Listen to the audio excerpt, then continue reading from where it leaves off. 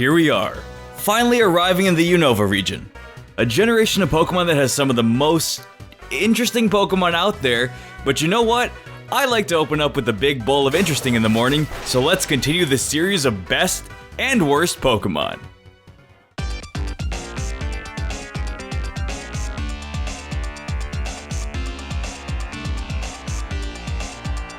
Generation 5 always felt like the edgy phase of Pokemon.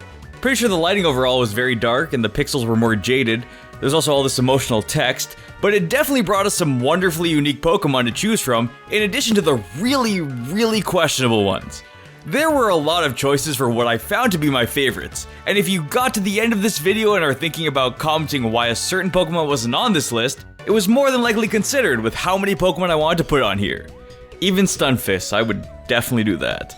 Gen 5 stands as a generation that has the biggest variation in people's opinions on it, so seeing just which 10 Pokemon you would all pick has a high chance to be different from these. Welcome to the top 10 best Gen 5 Pokemon. Number 10, Ferrothorn. You know me, always liking those differently designed Pokemon that give off a slightly, somewhat aloof design in a generation's roster. I love that completed look Ferrothorn had, where it was well sized and stocky and could pass off as a third evolution even though it only evolved once. It evolving at a higher level from a little seed at level 40 and the bulky and thick look it has made it feel like one of the more challenging and rewarding Pokemon to obtain. It had that late game, take a long while to train Pokemon vibe. The menacing look and walling potential it had in battles made it really fun and was completely different from most grass types you'd usually have and brought a different spirit to your team. This is one of those Pokemon that does have a slot for another evolution, but doesn't actually need it. Sometimes when unused types are being added in, they don't always have the most show-offy Pokemon to model that type. But with Ferrothorn, it looks like the model you'd use if you were to ever hang up a poster advertising Grass Steel. Ferrothorn just has a really vibrant Generation 5 look with its lively inanimate object self and just enough plant and living creature characteristics to not have it lumped in with some of the more questionable picks and really exhibits that drastic style change Black and White brought in a good way. Number 9, Sawsbuck. Sawsbuck is a dear old pal. It has many different changes and designs that make it quite cool and is a seasoned type of Pokemon that just springs onto the screen.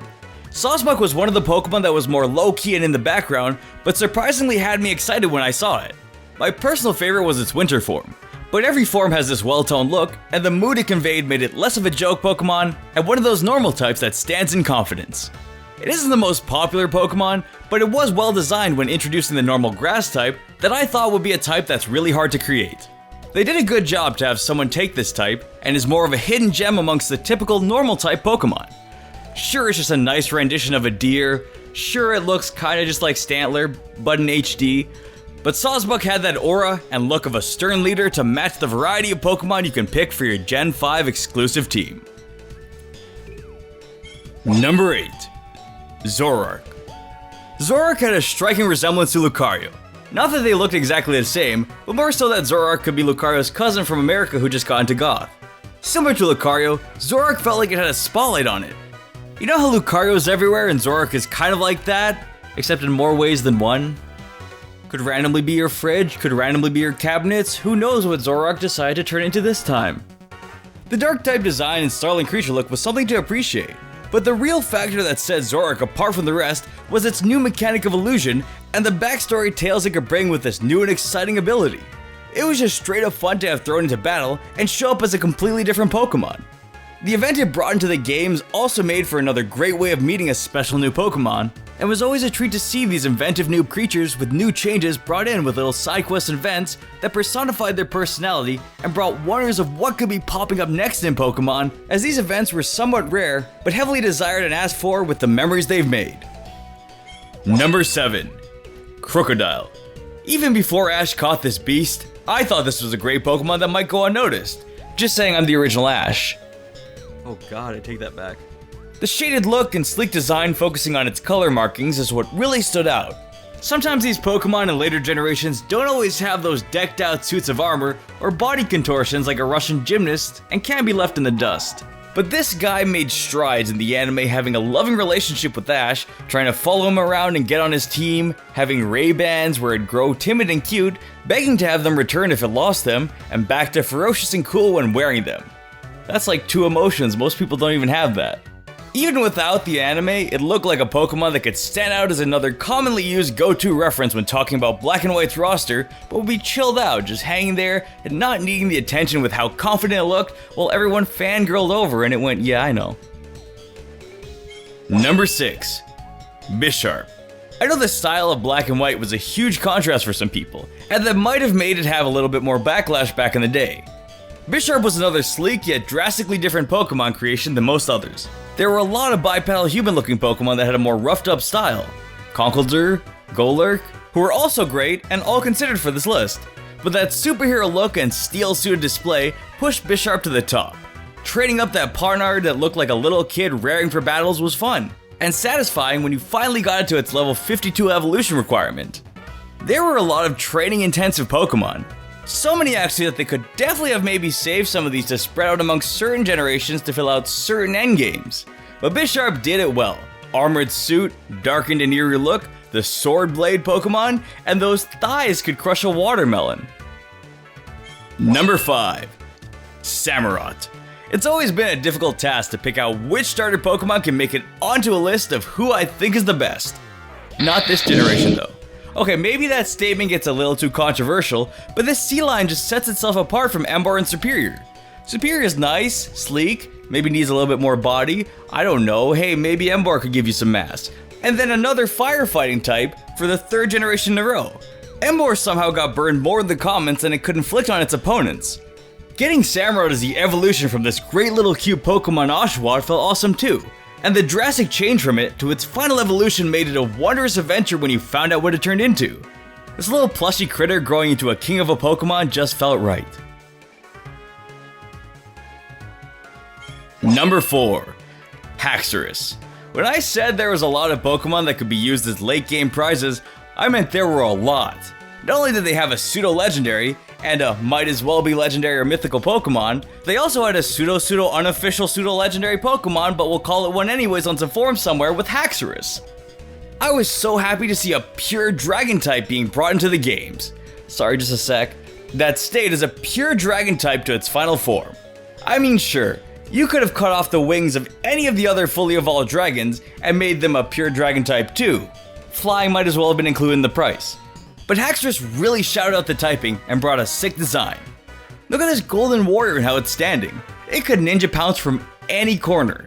And those cute little tiny arms, maybe get a hug, maybe get an outrage. You never know what's coming depending on where you focus your eyes on this Pokemon. Number 3. Braveiary. I must have mentioned this Pokemon a lot with how much I've liked Braveiary. Sure, maybe some of you old school subscribers might remember me calling it Braveiary because I willingly chose to say things outlandishly with friends as a kid and just skim over some words, and now I'm trapped in a body that forgets to look and read and can't break the habit until after I've said it too many times, but man did Black and White just have such a sick choice of high-level evolution Pokemon that were worth the grind. Usually normal flying types are like Pidgeot and those other ones, but Braveiary brought a new feeling to the type and jumped out of the group.